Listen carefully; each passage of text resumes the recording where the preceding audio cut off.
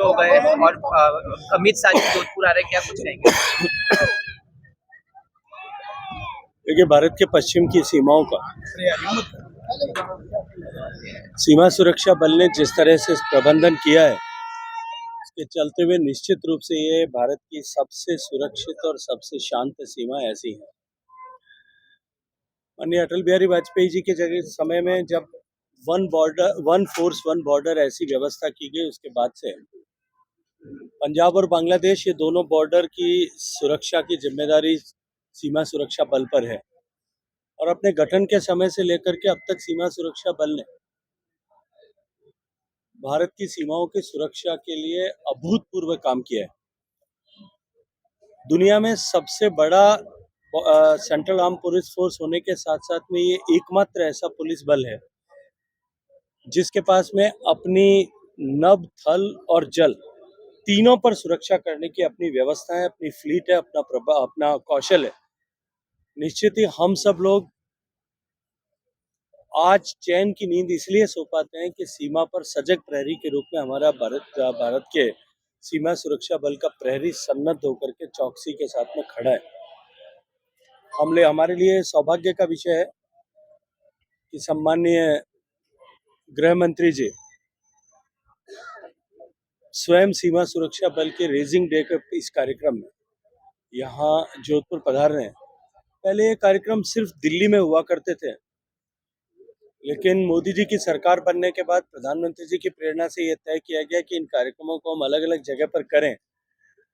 और ये कार्यक्रम 2 साल पहले जैसलमेर में आयोजित हुआ, इस बार जोधपुर में आयोजित हो रहा है।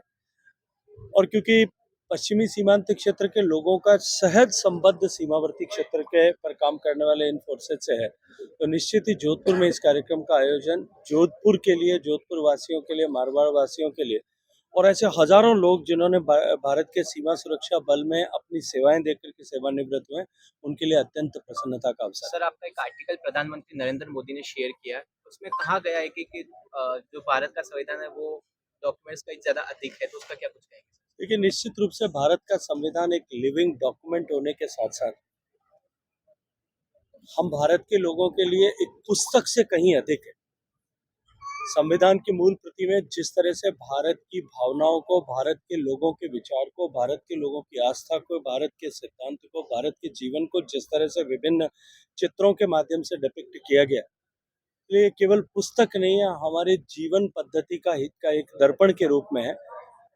और जिसके आधार पर काम करते हुए आज हम इस मुकाम पर आकर के पहुंचे हैं।